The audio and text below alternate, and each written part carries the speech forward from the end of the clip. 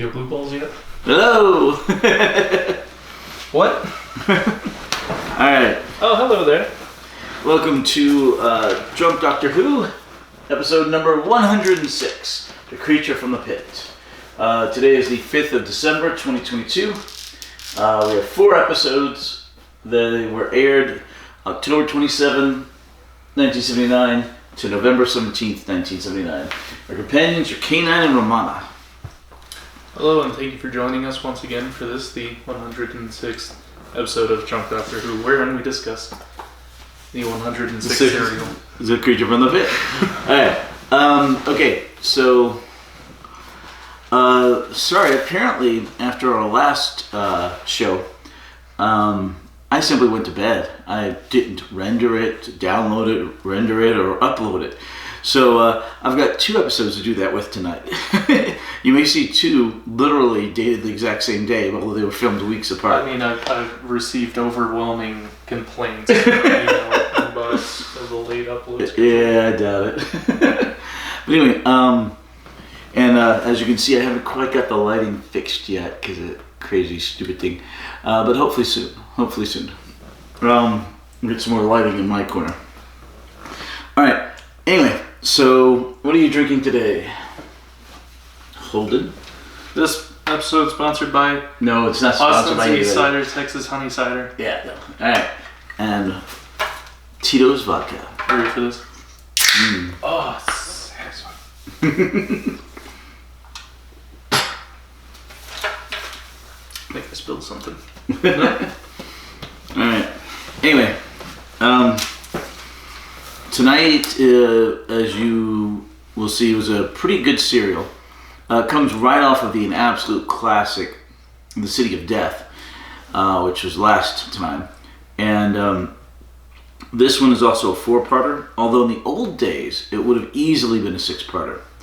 It moves fairly slowly for the first 3 episodes, and then the 4th episode could have easily been 3 episodes. It speeds up so much in that 1 episode, right?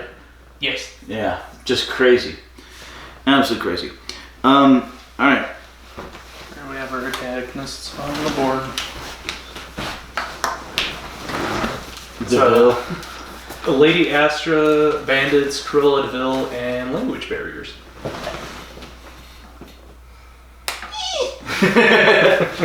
Alright, let's do this one. Alright. Anyway, cheers.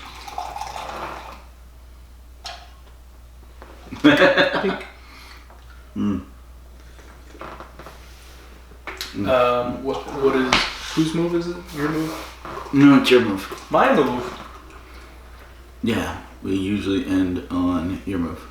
Or on my move, so it would be your move now. Oh. What was the last move?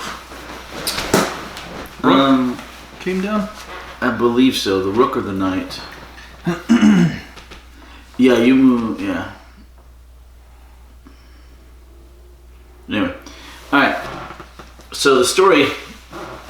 Oh, one thing to mention about the season. This is the 1 season. I don't know if we've mentioned it in a previous serial from the season, but it's the 1 season where the guy who voices K9 throughout the entire rest of the history of Doctor Who is not voicing K9. I don't know if he went to work on the project. I don't know if he demanded too much money and they replaced him or whatever. But it's a different voice and it's nowhere near as good. Correct? Hate it. Yeah. Can't stand his new voice actor. Why did they change it? Like I said, he may have asked for more money. He may have, and then they got a whole bunch of complaints and hired him right back because he's right back next season. Oh, good. I'm glad. Well, It's very distinct. It's very noticeable when it changes. yeah. Anyway, so in this one, the Dr. Romana and K9 are in the TARDIS, messing around, and Romana brings out a box of junk. She's cleaning hole 4 in the TARDIS. Yep. K9 has new voice. Yeah. And apparently there's this distress unit, and the doctor's like, yeah, it doesn't work. And K9's no, it works. And Romana's like, well then, wait a minute. Use air. Are you supposed to have it on the TARDIS? He's like, well, but it doesn't work. So Kanan's like, it works. So they put it on, and then suddenly the TARDIS goes way off course. Crash lands. Crash lands. Responds to the Right. non-working distress beacon that works. Exactly. I like how the Doctor has this distress beacon pickup call sign, and he went, that doesn't. Throws it in the back room. I can't figure it out. It's not He's like, I don't like this. The Time Lords keep asking you to do things and stuff. Mm-hmm. So anyway, It then abruptly responds to a distress beacon, and they crash land on the planet of Caloris. Cloris, right? Which happens to be a planet full of chloroform. It's a big jungle planet, so it's kind of aptly named in English. Napkin spelling chloroform, dude. There you go. I keep my chloroform wipes in a little, like wet wipes. Convenient. Take a nap. All right. So the Doctor and Romana decide to go out and inspect the planet. The Doctor finds this large woven barrier. He determines it's an eggshell. A metallic eggshell, like Right. substance that's alive and sending off a distress signal. Right, and for once he acts like a doctor. He's got a stethoscope or whatever, and he's listening to the eggshell. He's pulled out the stethoscope several times from his pocket to listen to things. Yeah. This is the first time he's actually using Stethoscope. to listen to a living organic thing, I think. Yeah. No, he's listening to people's hearts. What's the time he's listening to a door? I don't know. I think he at one point gives it to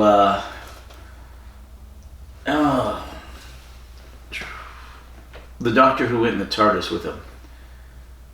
Oh, the Navy doctor? Yeah. Yeah. Well, yeah. What was his name? Harry Sullivan. Dr. Harry Sullivan. Sullivan. So I think at one point he puts that on Harry's ears and he goes, doo. Oh, the two heartbeats. 2 heartbeats. Anyway, so Romana kind of disappears. The Doctor is found by these people, and He's attacked by Brussels sprouts. yeah, with tumbleweeds. There's these killer tumbleweeds, which Little actually we've seen eggs. that movie, yeah. Oh, killer. There's killer tumbleweeds that capture him, and then he manages. They say, okay, well, let's take him. They say, well, we've already met your commander, Right. right? Because apparently this society is very matriarchal. Well, that commander. Right. Oh, Romana. And so then they take Romana and the Doctor, and they put him in. Yeah, there's the bandit ambush, and the bandits steal Romana away, and then after they fight off the bandits, they put the Doctor in the yoke. So No, the Doctor. they do that before. Right. Remember, yeah, the Doctor- he hits a couple of the bandits with the yoke. Oh, okay, yeah. So the bandits come, they take Romana. Yep. They the run away. guardsmen take Yeah. the Doctor. K9 stayed in the TARDIS, Mm-hmm. so we split the party, of course. Romana gets taken. Always split the party. No, Romana gets taken by the bandits up to their Sessions bandit go lair. by faster. Hmm? Makes the sessions go by faster. What are you doing? What are you doing over here? What are you doing over there? No? No. Divide and conquer. It can shorten your session very much when you die. No, then your exact identical twin shows up with a slightly Oh. different first name in the same character sheet. Okay, actually, before we even see the Doctor and Romana, they show Lady Adrasta having a guy thrown into the pit. Oh, yeah. Yeah. I don't know what the population of this kingdom is, but she's just got people she can waste every day or several times a day. It's very Star Wars-esque. You Yeah. failed me, Force Joke. Yeah. Speaking of which, this entire episode the serial takes place in one day. It looks like. Mm-hmm. Yeah. Yeah, I mean, there's no break, there's no stopping. It seems like the whole thing takes just a few hours. If you calculate the distance from the Cloris to their sun, the days actually take longer. What? I don't know. was the unit of time that the Arato used? That Arado uses? Parsecs? No. It's an hour and 3 minutes. Loom or something, or loom or something. Loom, yeah. Alright. So, which would make sense because they weave the stuff, yeah. Alright, okay, so the let's see. So Romana is taken away by the bandits. Right. And this is how you know it's a family show, okay? They steal a bunch of metal and they have Romana. And here's a group of 8 bandits, all ruffians, all men, and they're just like, well, let's kill Romana. It's none of them think, well, I'd like me a wife, or let's rape her and then kill her. It's just let's kill her. It's like nothing sexual comes up whatsoever, despite the fact she's very pretty. Caloris historically has very low libido. That's why it's a matriarchal dominated society. I looked at the wiki. I'm making up the wiki facts. So this planet that's dominated by matriarchal society, we have all the leadership as strong female characters, and there's this group of men that are bandits. They're cast outs, but you kind of get the idea that at one point they were under the matriarchy, maybe also as guardsmen before they went off to be bandits, because you kind of see the soldier mentality kind of click in their head when Romana becomes very imperious, as you put it, and kind of takes control of the situation, and she says, "You're not going to kill me." And they're like, we'll kill you. And she goes, "Sit." And they're like, "Okay." Yeah, she's like tied to a post, and they're about to kill her, and she just talks her way out of everything. She's like, and just gives orders, and they obey. She's like, "They're going to track you down for kidnapping me. You can imagine what they're going to do if you kill me. So untie me." And they're like, "No, okay." Yeah, but it's everything's woven in really well, and she does a great job of that. Yeah, I liked how she kind of recognized that it's a matriarchal society because Lady Adrasta calls her the commander of the Doctor. So then that let her know that she could kind of take charge. Cruella. Oh, Cruella said that. Yeah. Cruella de Vil is like the handmaiden to Lady Adrasta. Oh my gosh, she is so a Disney villain. Seen Lady Adrasta yet. She's at the... Yeah. Well, we start at the very beginning. When she threw the guy guard into the pit. Okay, so anyway, the Doctor finally gets taken to Lady Adrasta, and the Doctor's like, okay, yeah, he's in the yolk thing. He almost manages to escape like twice, and then finally, she starts talking to him, and she gets him out of the yolk, and then they're talking back and forth, and the Doctor explains to her that the thing, he was found in the place of death. So he has to die because she doesn't want anybody to figure out what that is. The eggshell. Right. The place of death. They have the pit, the place of death, the creature. It's just kind of shown that they're not a very creative planet. Creatively named. Yeah. So you could have put up a sign. Well, it's kind of like around here. You got Brownfield. You've got a Permian Basin. Well, no, but all the towns are Ropesville. I guess there was some rope there. Brownfield, Littlefield. It's kind of the same way around here. Where in Texas are you? Panhandle? Baton Rouge. Ooh. Red stick, yeah. They put the red stick in the ground and said, "This is we're going to create the capital." Baton. Yeah. He's a red baton. So, let's see. Anyway, so the Doctor and Lady Adrasta are talking, and she wants answers. She's like, "Okay, what do you know about things?" Like, "It's an egg." She said, "What?" "And it's alive, and it's sending out a distress signal." And he's giving these theories, and then she pulls from behind the curtain 2 engineers. Doran and Tolan. Tolan, yeah. These 2 engineers. And Doran is like, "That's absolutely ridiculous. I've already proven in my paper, yada, yada, yada." And the Doctor's like, she's like, "Well, how did you get this information when he couldn't?" He said, "Well, I had 2 things, a spoon and an open mind that he didn't have." Because the Doctor was tapping on it with a spoon. So anyway, she decides that Doran has failed her, so they go throw him in the pit. Meanwhile, Romana pulls out the dog whistle, which the bandits are fascinated by because it's made out of metal.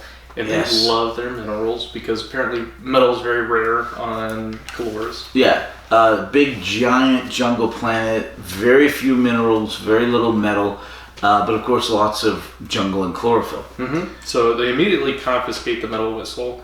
They said, well, what is it? And she says, well, it's a whistle, you blow through it. And they're blowing through the keychain loop on it. And they're all taking turns blowing through it. And she's like, no, let me show you.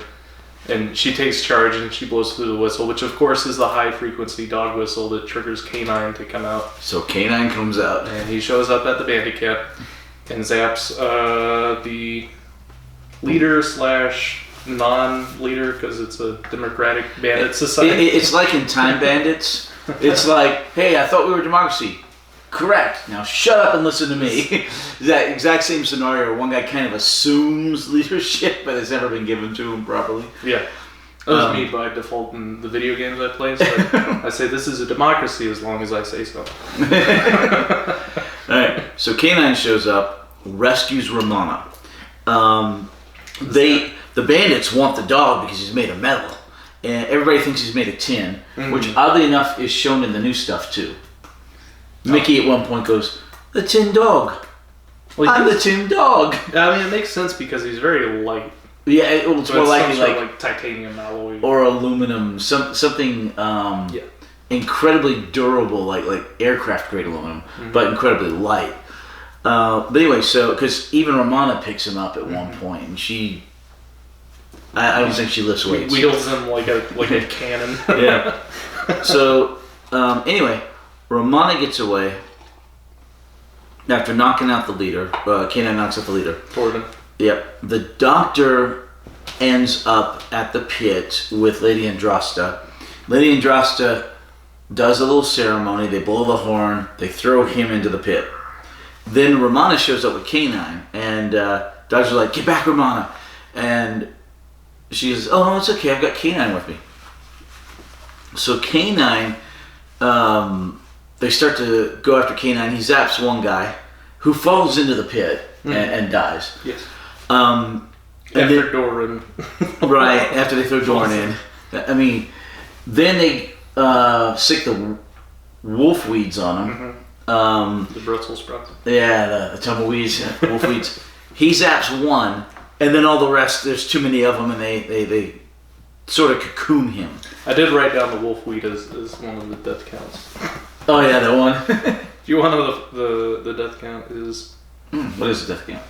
1 wolf weed, 4 off camera, 3 on camera. So 7.5. If you're gonna count the off screen and the wolf weed's half a death maybe. Yep. And like we said, this moves kind of slow for the first 3 episodes, but that 4th episode, man. All right. So then Lady Andrasta's like, okay. Tells the doctor, you will do what I tell you, and you will help me with all this. And the doctor goes, And while Romana's crying over K9, the doctor goes up to her and does this thing where you touch your nose and you're basically telling somebody a secret or... Cocaine. Cocaine. It's time for cocaine. Yeah. And the doctor runs. Apparently the pit at one point was a well. There's a little well deal there. He grabs the rope and he jumps into the pit himself. And that's the end of episode 1. Yep. Alright. Episode 2, turns out the doctor didn't go too far down. He just let the rope go down. And he's about halfway down and he's holding on. And he's, Pythons. He's hammering in Pythons into the side of the cave so that he can, lower himself down properly like a climber. And he does that for a while. And then he's using the scarf as a rope, and because apparently he let the other rope go all the way down, and the python comes out at the top with the scarf, and he falls down the rest of the way, but it wasn't too far, so he's fine. But he finds the 2 dead bodies, one of the engineer and one of the soldier. Yes. And they're both dead. He uses pythons in the books. But the book is in Tibetan, so he uses a... Yeah, he's all on. It's like, okay, how to climb Mount Everest. Oh, it's in Tibetan. Sets it aside. How to teach yourself Tibetan. Step 1, don't panic. Yeah. And then Lady Adrasta comes and kicks dirt in his face. Oh, that's great. Don't panic. Don't panic. Douglas Adams was the script editor on this. On this? Douglas Adams, on this for the whole season. He wrote The City of Death, but he's also the script editor for the other ones. And his big thing in Hitchhiker's Guide to the Galaxy is don't panic. So that's a hilarious little reference. drop in. Huh? It's a reference, I get it. Mm-hmm. So then the doctor's wandering around way down in this pit, and it turns out it's more of a cave. And mine. Yeah, he bumps into a guy. And what's the guy's name? Origamis or? Yeah, Oregon. Oregon. Organon. Organon. Mm-hmm. Bumps this old guy. Looks kind of more like me, except he had hair. Seer of astrology. Yeah. Seer of the future. Teller of the future. Explainer of the past. Apologizer for the present. Which, man, I'm going to start using that line because that fits the world today. Mm-hmm. So he turns out he's into astrology and seeing the future and stuff, but it turns out he's correct. Mm-hmm. This is not a place where astrology is bunk like the real world. This is a planet where astrology works amazingly. It turns out that he got thrown down there for telling Lady Adrasta that she was going to meet people from beyond the stars, which of course she does with Romana and the Doctor. Anyway, so she punished him by throwing him down there, expecting him to die, but he didn't. He got lucky and managed to evade the creature, and so the Doctor. And while they're wandering around talking and stuff, the creature finds them. And the creature comes at them. Now, the thing looks like a giant blob, but it has a couple of proboscis. It's a big old wiener. It wasn't a great design. It looks like a giant penis. It's green, and it looks like it has an STD. And then you find out it has even more wieners on it. No, that looked kind of like a claw hand or something. It's a big wiener, and then a little wiener, and then another little wiener that branches off into two separate wieners. And it's all sitting on top of a giant scrotum. Alright, you pushed your button? I did. Okay. So, anyway, the Doctor's talking with Organon, and finding out. Organon tells him these great stories. And the Doctor's like, wow, you have candles down here.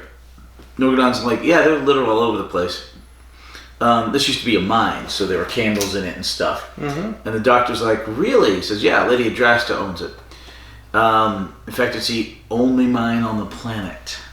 Because apparently metal is so rare, there's only one spot on the planet where you could find it, which was this mine. So the mine's closed now.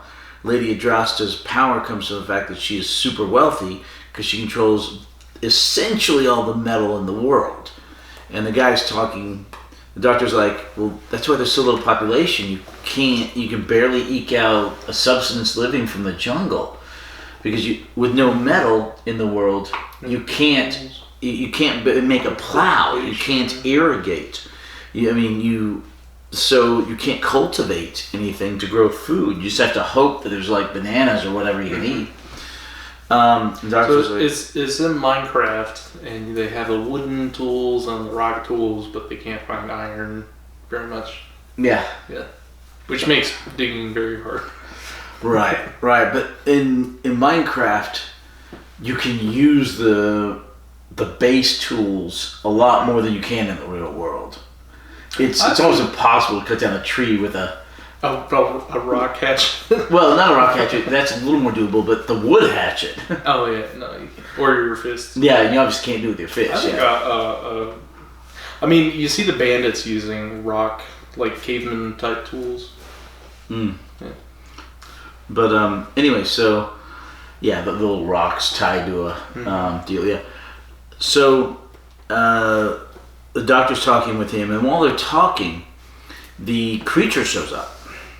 And right, and the creature with his proboscis comes towards them. Not for children. All right. Heads towards the doctor and Organon. Would you say this was a family episode? No. Well, I mean, it is a family episode in the way they treat the beautiful young lady as a group of men. There's no thoughts of molesting her or raping her, or even a semi-civilized society. Just, we kidnapped her, now she has to marry one of us or something, you know. Do they do that in society? They used to do it in Scotland a lot. Kidnap and marry people. Well, yeah. The thing was we have a word for that. It's called Stockholm syndrome. Well, way back in the day, the Vikings used to do the same thing. They would raid villages. Their society was too small. If you interbred too much, it had problems. So they realized this. So they would go out and they would raid villages of the Norse, or I mean not the Norse, of the Saxons or the Britons or whomever. They would kill the men and steal the women. And then the women would go to the new place and they would have to marry one of the men and become part of that society. Same thing in Scotland. Have you met my new wife? No. She's chained up in the basement. But, yeah. Well, I give her food. Same thing for Scotland. What they did was there were the different clans, right? But they realized the intermarrying thing was bad. So they would go off to a different clan and they would steal women, bring them back to theirs, and marry them. As soon as they were married, until they were married, you would go fight to get your women back. But as soon as they were married, nope, that's it. They're married, it's done. They're part of that clan now. That's where a best man comes from. The best man is the guy with a claymore at the front of the chapel or church defending the wedding from the other clan. Does anyone opposed to this marriage? You better not.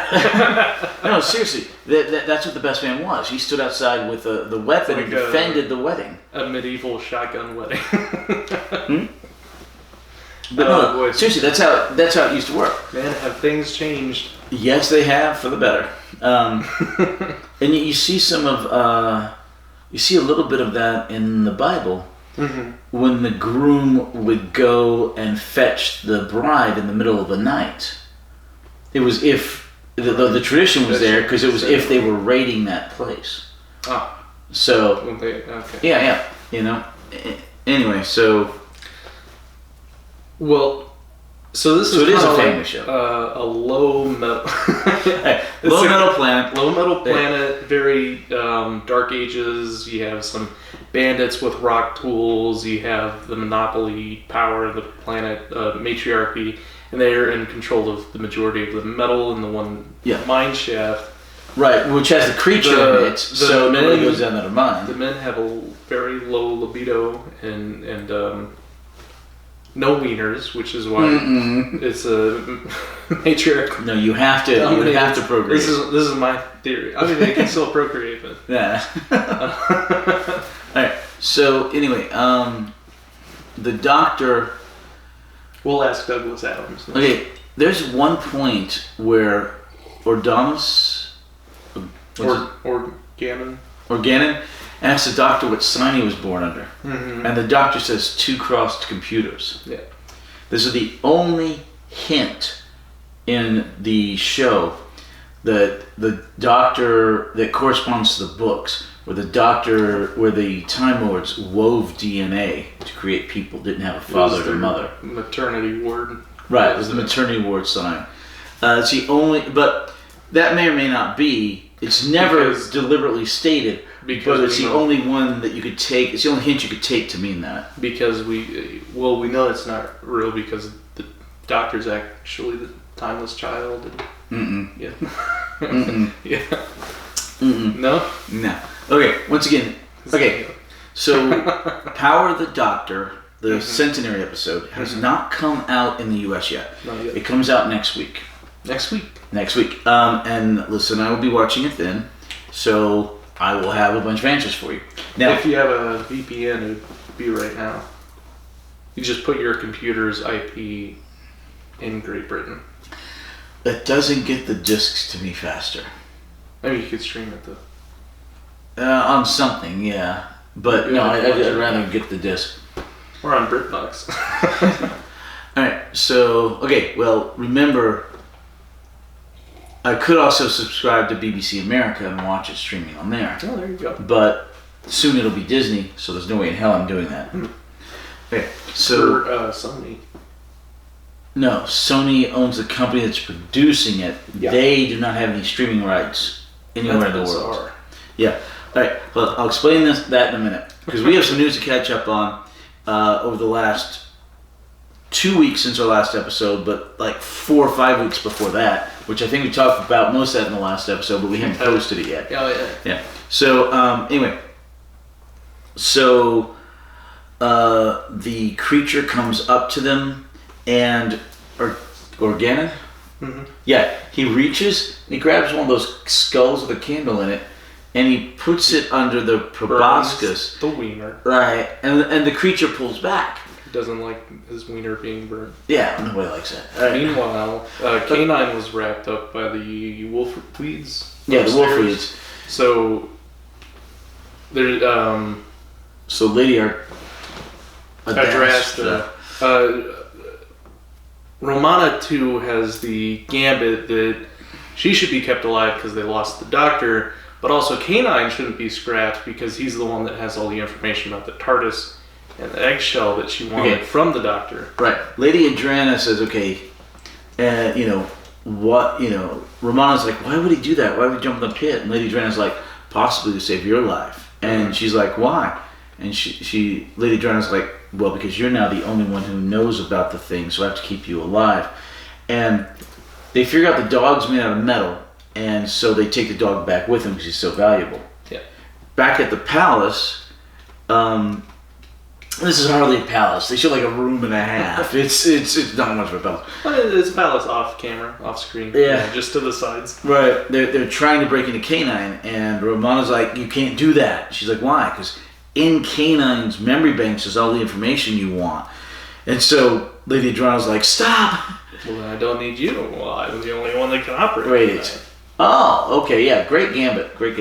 Oh, and there is this point where Romana is being, I don't want to say uppity, but uppity is kind of the right word. She's sassing back. She's gotten away with talking her way out of stuff so far and being fairly imperious.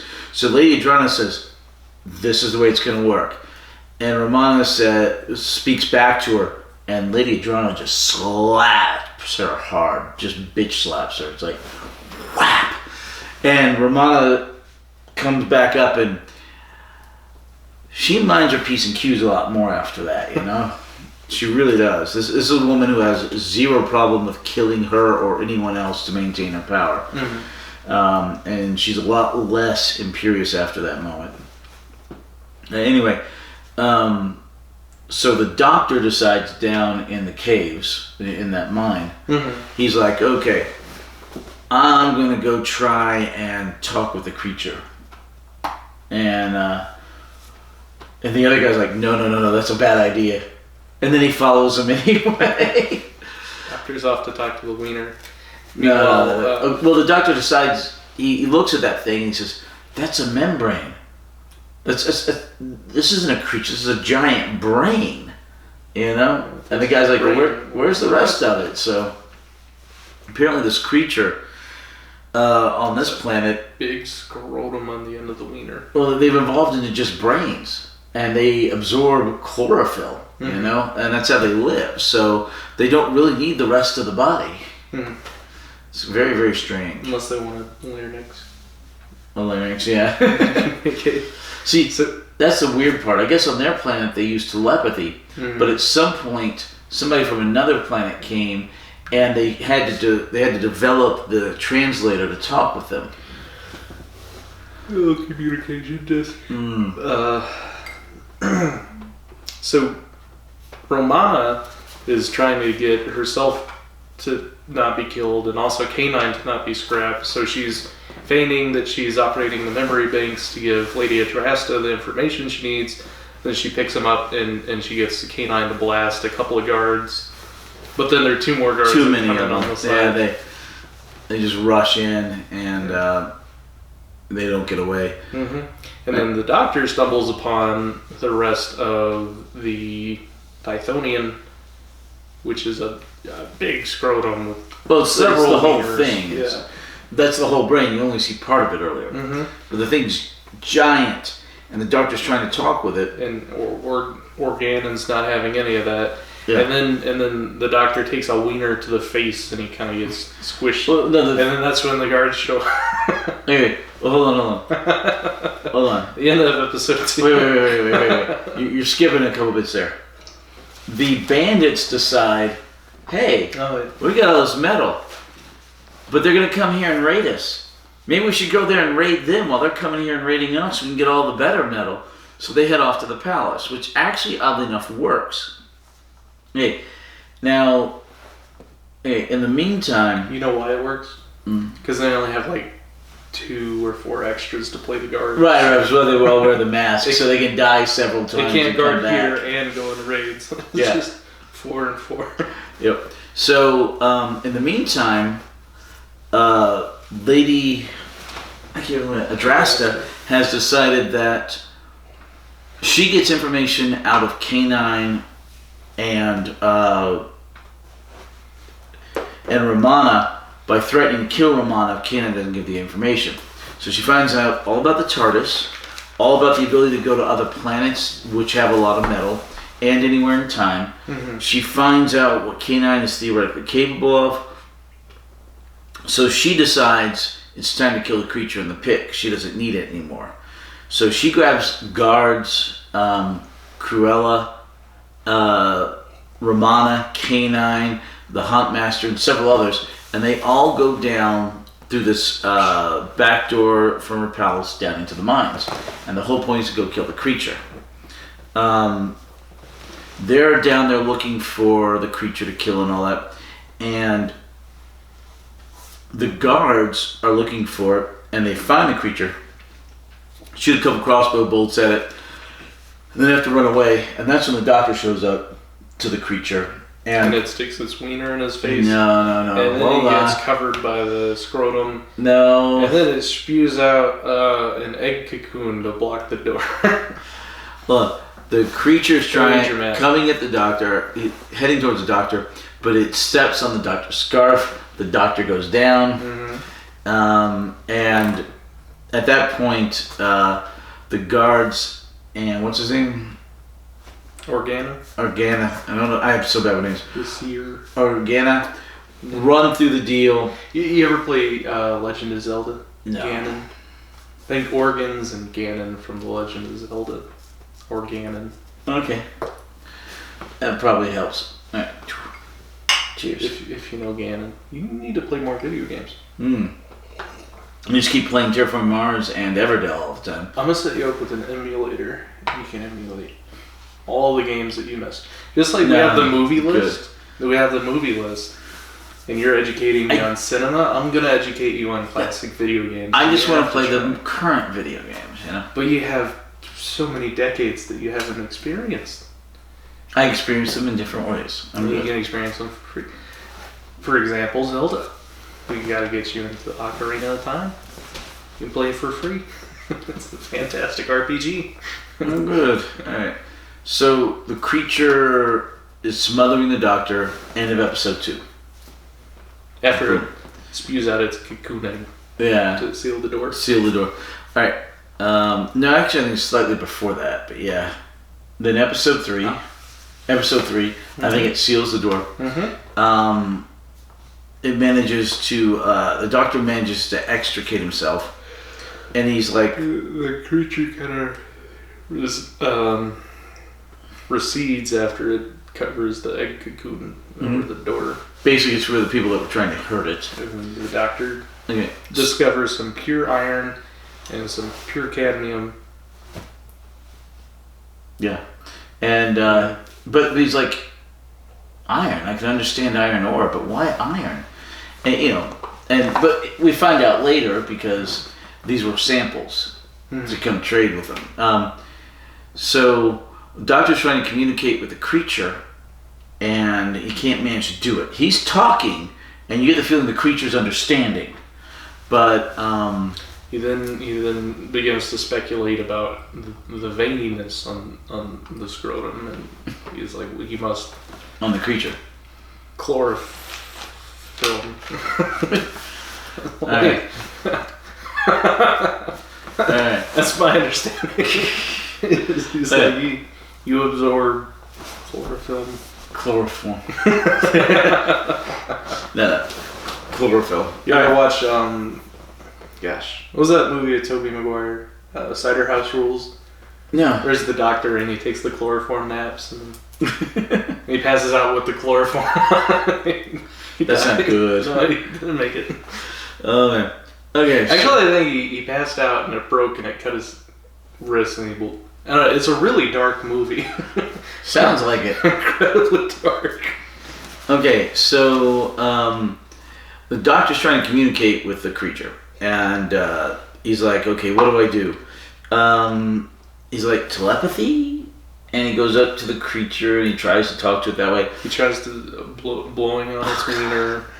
Yeah, there's a scene where the proboscis where he's got it and he's like, he's talking into it. It's not good from a Japanese point of view. All right. So the doctor asks, "Well, how can we communicate? How can we communicate?" And so the creature comes up to the doctor and pushes him and stops him against the wall with his like claw-like appendage. That's the double wiener. Yeah, and then he takes the one deal and he kind of moves like this on a thing on the wall. And it looks like the deal that was behind the throne of Lady Adrana. And the one in that room starts to go back and forth with the lights. He spewed the metal eggshell cocoon web over the front of the door with his front wiener nozzle.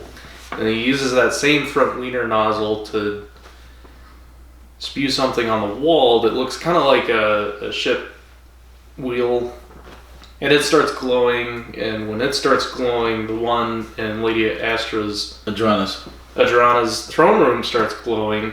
Yeah. And it just so happens so that one has the lights too. That was right when the bandits started raiding the Capitol. Right. They run in, they killed a couple of guards, they get in, and they start looting the place, and they look at the thing on the wall and it's doing the lights. And one of them's, well, no, it's not doing the lights yet. And they steal it because it's metal, right? Mm-hmm. So they take it. It was doing the lights because they're like, man, it's warm. Oh, yeah, it's warm. They're like, well, it's metal, take it anyway. Yeah. So then they find out that the guards are coming. And so they're like, well, crap, let's go out this back door and see where it leads. Maybe it's to our big treasure pile, you know? Mm-hmm. So they go down into the mines too. Mm-hmm. So you have Organon down the mines. You have Lady Adraska down in the mines with Cruella DeVille. Cruella, guards, Canine, Romana, the Huntmaster. Huntsman, Guardmaster, other guards. You have the bandits down in the mine, and you have the doctor down in the mine. The doctor, Romana. Basically every character is... It was pretty much down in the mine at this point, except some guards. Yeah. Alright, so... Organon is with a couple of those guards. They're trying to break through the eggshell to save the doctor, and they can't do it. So the huntsman sends one of the guards back to Lady Adrana. They all move up, and she's like, what are you doing here? Looking at Organon, and it's like, why aren't you dead? He's like, oh, sorry, that was an oversight. Great line. The guy just got attacked. Mm-hmm. So she's like, okay, and they're trying to break through the eggshell. Organon and the guards are to save the doctor, Lady Adrana's trying to so she can kill the creature. And she's like, nobody can break through that thing. And the Doctor, in the meantime, he's like, pictures? You want to show me pictures? And he gets shown pictures on that display thing that the creature had. And he's like, okay, if that's what you want, I'll go get it for you. Which we don't get to see what it is. But come to find out later on, it's either the communication device or it's Lady Adrana. So, in the meantime... There's also other bits of eggshells. Right, the Doctor... Wiener did not want the Doctor touching. So he says, well, I'll put them back down, and then he puts a specific one on the end of his scarf. He's walking away and you see it come with him. Drags it out of the room. So he steals something from the creature. Now, I don't know how he got into that eggshell. I don't know how he got into that eggshell. It's the eggshell that's hiding the component, but I don't know how he got into it.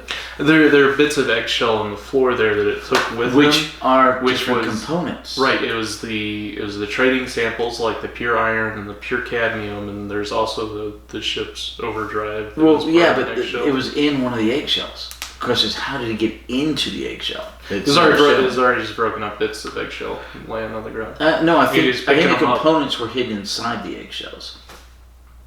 You can watch it again. But it's just bits of eggshell he's picking up. Right. But I think the components were hidden inside the eggshells. I don't know. Just on the other side of the eggshell. No, not underneath, but I think it was completely wrapped in that. No, I don't think so. Alright. The problem is you don't get a good enough look at them. Here's the... Oh, you get a good look. No. Here's the eggshell. And he picks it up. And then later in the episode, here's the eggshell, and then there's the overdrive component on the back of it. It's like there are bits of eggshell in it. I am not confident enough to bet you. Here's cadmium, here's iron. Well, no, he picks up the iron and the cadmium at a different time. And then here's other That's at a completely different time before he runs into the creature. And he goes, okay, I'll put these back, and then he puts one on his scarf. And that okay, you're conflating two different scenes. Well, it's the same item in both scenes. No, because he puts the others in his pocket. The samples. The cadmium and the iron, but not the bits of eggshell. Right, correct. But it's a completely different scene because, like I said, I'm not sure, 100% sure, so I'm not making a wager. But anyway, what he's saying is probably right. Possibly, yeah. Probably. No, like I said, I'm not 100% sure on it. So anyway, no, probably right.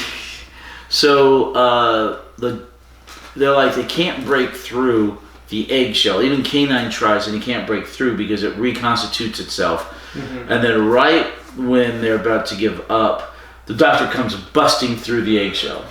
Yeah.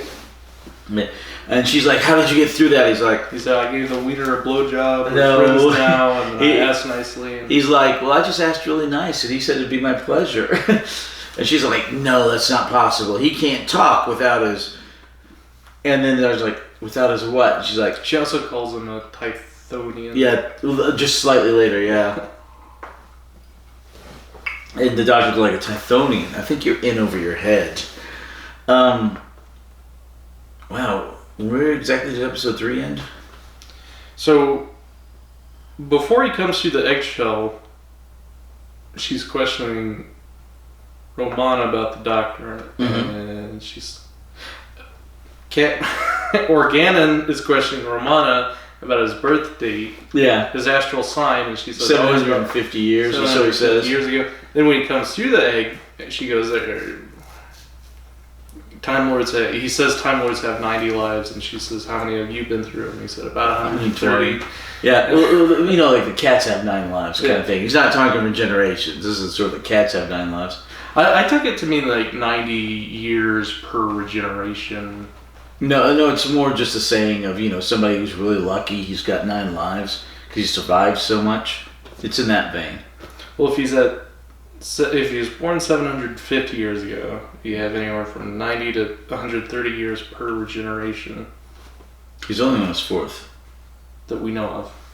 No. Because the Timeless Child actually. No. You haven't seen that yet. I haven't Okay. seen The Power of the Doctor, and I think it's just going to be dropped and ignored. Although I would like a slight explanation. At some So point. he comes through the eggshell. They said the wiener has inserted itself into the back door, so No. it's no longer there. K9 Oh yeah, zaps. they okay, not the wiener. The what's the creature's name? Ethos or Arato Aratu. So is a So she still wants to kill the creature. She sends the guards off and to find it, but it's actually escaped out of the back door. In the back door. And then that's when the bandits show up because the eggshell started glowing. And Right, it hypnotized hypnotized them. So they're bringing it to the wiener. So when the bandits Not show the up, wiener, the Typhorian. that's when the K9 has the perfect opportunity to zap some guards. And the wiener shows up again, and the bandits are attaching the eggshell to it. And that's when episode 3 ends. Wait, oh yeah, they're attaching they're attaching the metal thing that they got behind the deal. Yeah, to it, which is the translator device, and Lady Adrasta is screaming at the thing, no, which is weird because it's one of the few times the bad guy's life seems in danger at the end of an episode. Episode 4. Okay, a lot happens in this But episode. luckily, the Brussels sprouts came along to hug K9 again. So he's once again incapacitated. Well, yeah, because they tell the Doctor tells K9 to guard her. And then there's this big And- exposition about metal politics. Yeah. In the meantime, Cruella had gotten away, and she gets more guards and some huntsmen, and some of them come down with the tumbleweeds, the wolfweeds. Yep. And The Huntsmaster, more guards, the guard captain. Right. Right. So they actually, the Doctor is talking. He goes up and he touches the communication device, and the creature is speaking in his voice through his larynx. His lips aren't moving, but the creature's moving them to make it speak. Which doesn't make any sense. No, it's kind of Because you wouldn't be able to hear it. right, but right. It's But like talking with your lips closed. It doesn't work. ventriloquists do it really well. Yes. But anyway, so the creature who we now know is, what was it, Enoch or whatever. You're not a ventriloquist. Oh. Right. Aratu. Aratu is speaking to the Doctor and everybody through that. Turns out Aratu was a trade ambassador from the planet Tithonian or whatever. Tythus. Tythus. He's a Tythonian from Tythus. Tythus. Aratu is the High Ambassador. Right, so he was coming here because they have an excess of metal and they live off of chlorophyll. And they need more chlorophyll. And this planet has Horus has an abundance of chlorophyll and but no metal. So it's like, oh, okay, a dearth of metal. So it's like, okay, so we're going to make this trade. But he ran into the one person who had the monopoly on metal on the planet. She pushed him into the pit 15 years ago, and he's been living down there ever since. Which I have no idea how she did that. She probably tricked him into it. He might have been smaller at the time. Okay. All right. Got bigger. Yeah. So anyway, the Doctor, she's like, these are all lies. Lies. They're lies. And the Doctor's like, well, why don't you come up here and we'll hear the truth in your voice. And Aratu. yeah, and she's like, I refuse. And she's like, kill him, kill the Doctor. And the huntsman's like, you know what? No. I'd like to hear this Let's because hear it this out. makes sense, actually. You know. Yes. Okay. So He makes the point that it's Lady Astra that has consigned them to the Dark Ages. right, And a metal right. shortage when they could have had an abundance of metal, which would have benefited their society. So then the huntsman's like, all right, let's listen. She put her interests way above the interests of all the citizens of the planet. You know, Mhm. So she goes and she touches the knob on the wiener, she's forced to. The huntsman sends the wolfweeds at her. and then It's now the wiener. She touches the deal, The knob. and it speaks the truth through her voice. And then finally, explains it's been in a pit for 15 years, it's all her fault. And which isn't much because they live for 40,000 years, you find out. But he has been very hungry for Yeah. 15 years. Apparently, they can live off their fat for a while, but anyway, so she's like, no, it's lies. And finally, the creature's like, you know what? Aratu's. The rider's like, I want to take my revenge. And the huntsman does the same thing. The huntsman says the wolf weeds, and they all envelop her, and she goes down, and then The wiener slaps her. here comes the creature, and it eats the wolf weeds and crushes her with its scrotum. She gets crushed Yes. and killed, Mm-hmm. and then he eats the wolf weeds that are constricting her, because obviously they're plant based. Yes. Or So lots of chlorophyll. Brussels sprout base. Yeah. So anyway, he's like, "Oh, thank you. That's the first decent meal I've had in forever." You know. Mm-hmm. And the doctor's like, "Look, this creature isn't bad. The creature's just trying to communicate with people, but he couldn't do it because he didn't know how. He didn't have the capability to, because she had taken away his disc, which is why she said, but he can't communicate without." Anyway, so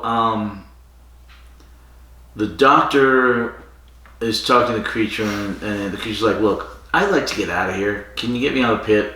And the doctor goes, the hunt master goes, "Yeah, do that, will you?" So the doctor, The doctor says we'll do it off camera. So Yeah. so the doctor and Romana and Organon Organic. go back to the palace. Romana's talking to Organon, and Organon finally gets the charts he's been trying to get forever.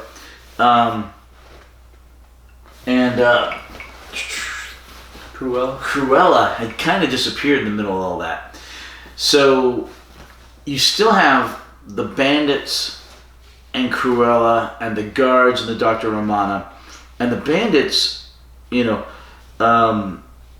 doctor is talking to Organon and Romana, and they're like, well, wait a minute. This is this creature. We don't know much about that creature. We just know what he's told us. The doctor's like, yep, or yes. She goes, well, what if the creature's hostile? Be running around and eating everybody? He's like, yes. And she goes on this thing, and all he says is yes forever. Mm-hmm. And then turns out the doctor had a plan with the creature. They didn't know his intentions, but the doctor, when he stole that little piece of egg shell, had stolen one of the pieces it needed to build its ship. Can you say anything other than yes? Yes. I stole the thing's overdrive. Photon generator. Spaceship, so it can't leave. So now it's going to have to tell us the truth, and we'll negotiate. And Romana says yes. In the meantime, the bandits overhear this, Mm-hmm. and they're talking about it amongst themselves. Well, they're talking about it amongst themselves. Cruella overhears it. Mm-hmm. The bandits finally decide to get the BF out of E. They leave. Yeah. So we don't know what they're talking about. Right. Photon spaceships. Let's just take the metal and run. Right. One of them is like, but wait, there'll be a whole bunch of metal if he goes back and they make this agreement. And the main guy's like, forget it, we got the metal, let's go. So they leave. The doctor and Romana and Organon are talking, and the huntsman comes in and says, hey, the ambassador's here to talk to you. And he's at the side door. So the doctor gives Organon that photon drive or whatever the hell it is. Mm-hmm. Guard it with your life. Yeah, guard it with your life. They go and they're talking to, what's his name? Urgas? Aratu. They're talking with Aratu, and Well, because they have to. Yep. Talk to Aratu. Good morning. Do you need another drink? Do you? Yeah, but I've got mine right here. I can pour it. So they're talking to Aratu, and the doctor's like,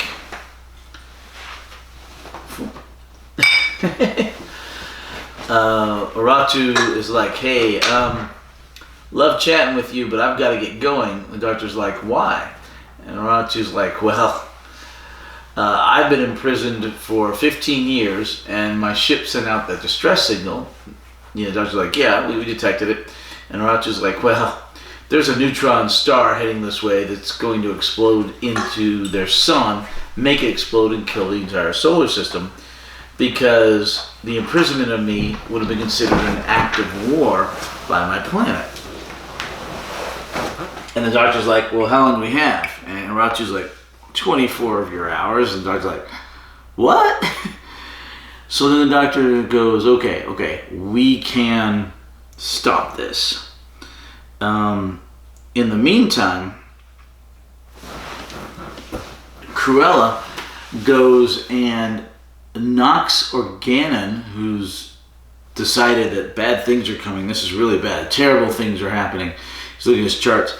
And she knocks him over the head, knocks him out. She steals the photon drive piece. She ends up running off, and she runs to the bandits. And she's trying to explain to the bandits, hey, if this photon drive gets in the hands of everybody, the metal you have here will be worth nothing, because there'll be so much for the bout. They don't believe her. She says, oh, I've hidden it somewhere. And they're like, why don't we just kill you and, it'll remain hidden. She's like, well, how can you be sure if you kill me? Only I am the one who can, determine where it is, and we can destroy it or bury it or whatever. So the doctor and Uatu are talking, and the doctor's like, wait a second. There's got to be a way to fix this thing. And the doctor's like, wait, how long does it take you to leave your ship? She's like, a couple hours. He's like, that's it. And Uatu's like, what? It's like, you weave your ship, you can do aluminum, right? And Uatu's like, yeah. You can weave aluminum? Yeah. So, we'll take the TARDIS, and we'll go up in space. You go up in space in your ship. We will hold on gravitationally to the neutron star. You will weave aluminum around it, and once that's done, it will have very, very little gravity, and instead of going straight to the sun, it will go off into deep space harmlessly. And Rachu's like, yeah, I don't know. These people imprisoned me for 15 years. And the doctor's like, wait a second. You came here to seek your own advantage in the trade. You talked to the wrong person. That person imprisoned you. Why would you make all these innocent people suffer? And the creature's like, you know what? You're right. And the doctor's like, yeah, I'm right. And the creature's like, well, wait a minute. What would have happened if I'd said no? And the doctor's like, well, it's kind of academic, but I got your photon drive. And so the doctor goes to get the photon drive, finds Organon knocked out. It's like, okay. So, cut back to Cruella talking to the bandits, trying to convince them not to kill her. Oh, and she runs in. The first thing she does is she stabs the main guy, the main bandit, just in the back with her knife, and kills him. Just cold-blooded murder. And he so loves metal. And as he's going down, he looks at the knife she stabbed him with. He's like, is that tempered steel? You remember the main bandit's dying, he looks at the knife, he's like, is that tempered steel? Oh, it was so good. He's talking about his metal collection. She says, here's 4 more inches for it. Wow. 6 inches. 6 inches. You got water. It is water, yeah. Smart. Alright. You're driving, I'm not. Okay, so anyway, good move. So, I mean, you're drinking water too. Happy water for fun people. Fire water. Happy water for fun people. I like, what's his name? Ron Burgundy? Mm-hmm. No, that's the news reporter. Yeah. Parks and Rec. Ron. I haven't seen it. Anyway, he's getting the flu, and he's sitting there with this glass of whiskey. They're like, you need to drink water, you need to hydrate. He says, oh, I don't normally take it on the rocks, but in the sake of health, and he puts an ice cube and whiskey. Yeah, okay. So they're talking, Cruella and the bandits, and she's trying to convince them, after she flat out murders the lead bandit, trying to convince them to, hey, we need to keep this hidden. Don't kill me because only I know where it is, so we can destroy it, so we can keep all this wealth. The doctor just kind of runs in because he's trying to get the disc to save the planet. He's like, look, the planet's going to be destroyed in 24 hours if we don't stop this. And she's like, it's lies, it's lies. Romana, K9, and the rest of them show up. And they say, nope, it's not lies. And the doctor looks at her and says, okay, are you going to tell me where it is? She's like, no. And the one guard's going to kill her. And she said, look, I'm not going to tell you when I'm alive, and I'm definitely not going to tell you when I'm dead. So the doctor says, you would rather risk this entire planet, your life and everyone else's lives, over this wealth? She's like, yeah. Mm-hmm. And he says, all right, K9. And K9 just disintegrates all the metal into powder. And they don't show it, but apparently they get the location of the disc out of her. They don't show it, but apparently they make the egg. They don't show it, but apparently the ship takes off into space. Could have been 5 episodes. No, 6. That last episode would have been 3 separate episodes. It just is boom, bada boom, bada boom, bada boom, bada boom, you know? But seriously. Then the first 2 could have been 1. Well, no, the thing was the first 3 episodes went at 1 pace. And that last episode went at a triple pace on everything. 5 episodes. In the old days, it would have been 6. They would have stretched out, but it would have been 6. But, boring 6. A slow 6. A lot of filler. But yeah, man. Really long. There's so many things they don't explain, like the doctor realizing that those rocks were the samples from the ambassador. Mm-hmm. Other things they don't explain. They don't show him, getting the device back. They don't show them building the egg. They don't show the table. Anyway, just skips over so much. Mm-hmm. But so the doctor and Romana are in the TARDIS, and the creature builds its egg off screen, goes up as a spaceship, and they go get the neutron star. And they're trying to hold the gravity of the neutron star, so that they hold it in place. Gravity tractor beam. Yeah. And they're trying to hold it in place. They can only hold it for 5 seconds, so... Of course, they hold it for about 30 seconds. While the creature's spinning the aluminum around. In the meantime, finally, right as the Ratu or whatever finishes weaving the aluminum around it, the control panel on the TARDIS is blowing up. All the smoke's coming out. It's on fire. And the doctor's like, oh, okay, it's done. Great, we got it. And he's like, wait a second. It's coming right for us. We can't turn off the tractor beam.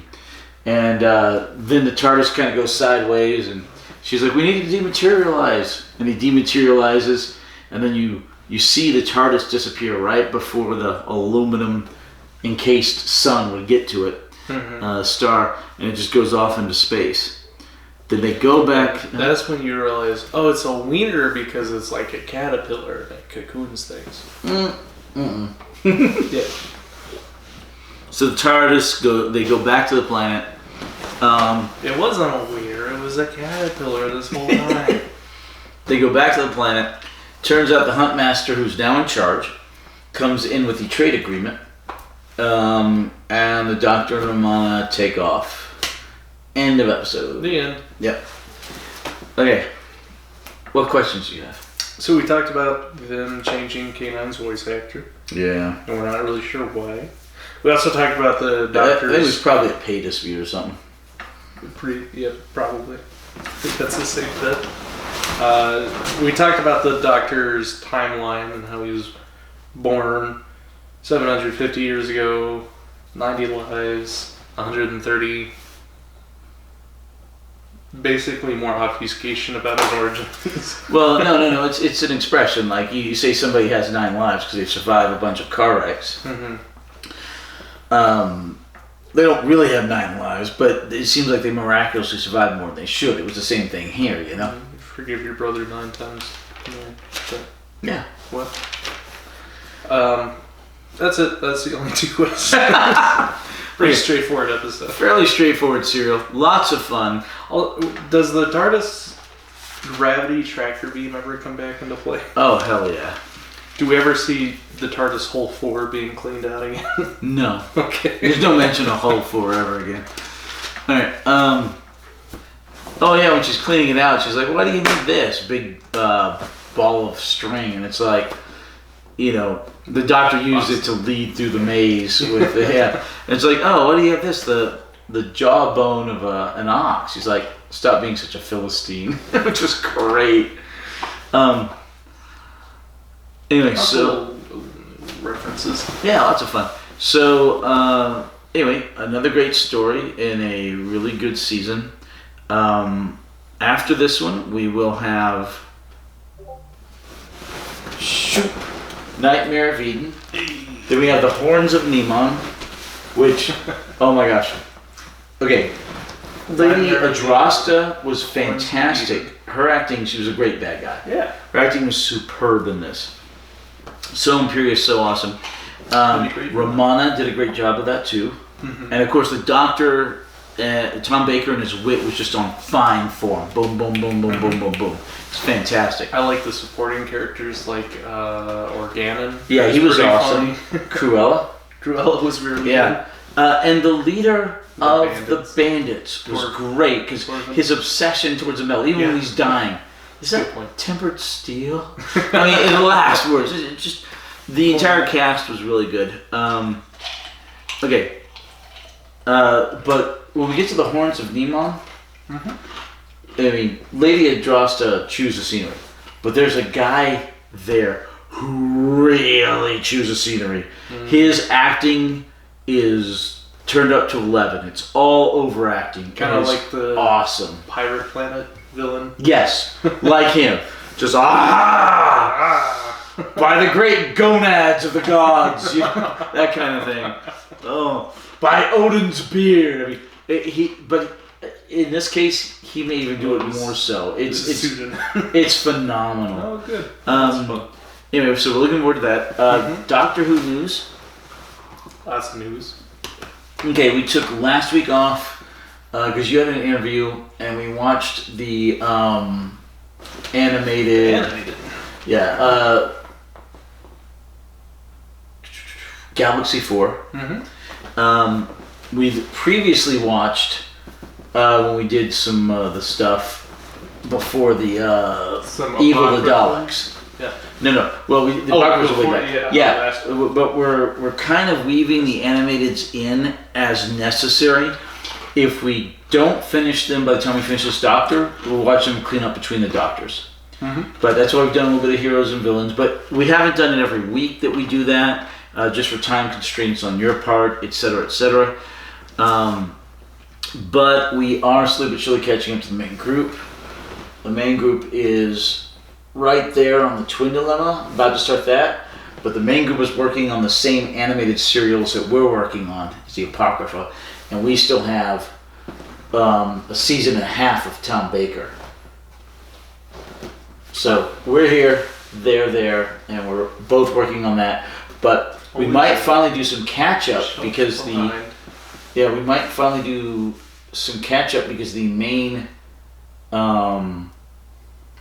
main group is really stalled out on these animations. Who's on 110?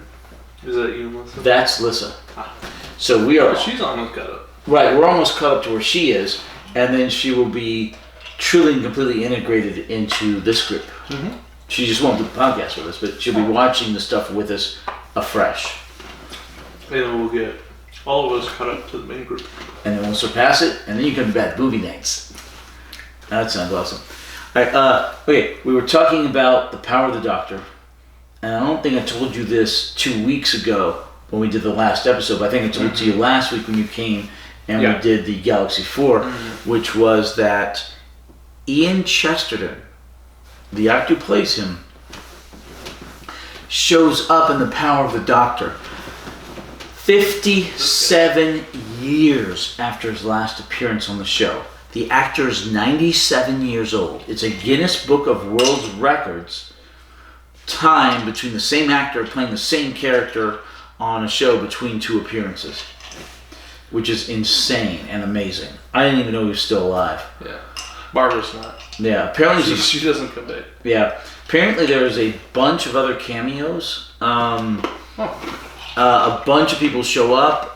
We already knew that Tegan and Ace were showing up, although you haven't met them yet. You'll meet them in the 5th and Companions? the 5th and 7th Doctors respectively. Oh. They come back, and I think there may be some appearances by the old Doctors. I have tried to avoid Baker? spoilers, but the headline, Doctor Who enters the Guinness Book of World Records, I had to read that article, which I found about Ian Chesterton. Yeah. Oh man, so much fun. Next week? Yeah. Next week, like I said, Nightmare of Eden. No, next week you'll get to see it. Hopefully, yeah. It's supposed Centenary. supposed to come out a week from tomorrow. Now, sometimes I get it early. Sometimes they don't care if it's released early. Mm-hmm. Like I got the The animated no, Galaxy 4? Yeti? yeah. The Abominable Snowman Oh. came out, and I went to go see if it was available. Mm-hmm. And it was. They had it for me 5 weeks early at Barnes & Noble. And I asked him, I said, when I went back to check on the Power of the Doctor, Mm-hmm. I'm like, that one was released to me 5 weeks early. I was just checking on this one. This is not supposed to be out, but, it's 3 weeks out. Why? And they said, well, sometimes there are companies that don't care if you break certain dates. They're like, you can go ahead and sell it now. Power of the Doctor being the centenary episode, I understand them waiting till the date. The Abominable Snowman being a long past animated episode, yeah, I'm not, I can see them going ahead and releasing that. So that makes sense. I did not mind at all. Although haven't watched it with either group yet. Well, this group watches animated? Well, yeah, it's doing all the catch up too. Oh. We were doing the catch up because you were taking some time off of drinking. And the main group is doing the catch up because we're right between the two Doctors. We're between 5 and 6. And that's why I said if we don't finish the animated by the time we get to the end of Tom Baker, we'll go ahead and finish them off at that point and do some heroes and villains. Okay, And then we go into 5 because it's basically clean now up. I'm caught up. Yeah. Okay. Other news, which I think we talked about in the last. Heather will sit me down and go over the next 6 months. I'll be like, okay. Okay. Alright. Other news, we talked about Sony owning Bad Wolf, Mm-hmm. but now Disney's got the streaming rights for everywhere in the world outside of the United Kingdom and Ireland. But Disney is throwing a bunch of money at Doctor Who. Now, Disney has they have a contract with BBC, so they have to live with that contract. But they just got Bob Iger back in instead of the other Bob. And apparently their Disney Plus, some of the books were cooked by the old Bob. Their budget went up like 10 times. Right, from 1.2 million episode to like 10 million episode. And I'm really hoping that the BBC throws some of that money, or Disney throws some of that money at finishing off the animations. Also, with Russell Davies, with that money there'll be spin-offs and stuff. Mm-hmm. But with Disney Plus hemorrhaging money, and with the new Bob Iger back, it'll be interesting to see exactly how this relationship unfolds. Here's the main question. Is now that they have Doctor Who, all of Doctor Who streaming, and The Simpsons, when are you getting your Disney Plus subscription? Never. Friggin' You never. can stream all of your favorite shows. Mm. They got you. Nope. They got you. Never. You I will give Disney $35 a year for the current season of The Simpsons, and that's it if I can help it. You can stream The Simpsons. You can stream all of Doctor Who. I purchased Amazon. I purchased the You season on buy Amazon. Amazon. I didn't buy Amazon. I bought The Simpsons on Amazon. I have got the first 20 seasons on physical medium, and then after that you can only buy it on Amazon. Mm-hmm. But They don't have it on physical medium. The Correct. Simpsons. That's right. We talked about that. yeah. All right. If there are no more questions, Just those two. all right. We will see you next week. Does the What is that? What? Do you have your phone on you? No. Yeah. Is that a text? No. Yeah. Is that a text? No. Yes. You spoke with your phone. Does Tythonians, Tythus, Yeah, stop that. or Ratu ever come back? No, Okay. never. We never hear about or of them again. That's my one question every episode. Oh, and did you make a movie? Alright. I'll update our viewers on the chessboard here. Very intense. Yeah, you shouldn't do that. Alright. No? Okay. I shouldn't? No, it's very disconcerting for the viewer. It's disconcerting. I think they're interested. I think it's disconcerting, period. Alright. I think so. As you can see, I'm obviously winning. I'm about to close this game out. Check. Interesting. He's protected by the other rook. Alright, put the camera back. You see Let's that sign rook up. is blocking this rook, and this rook's putting my king in check, which means I'm about to win this game. How many texts do you get? All right, bye bye. Thank you. Bye bye.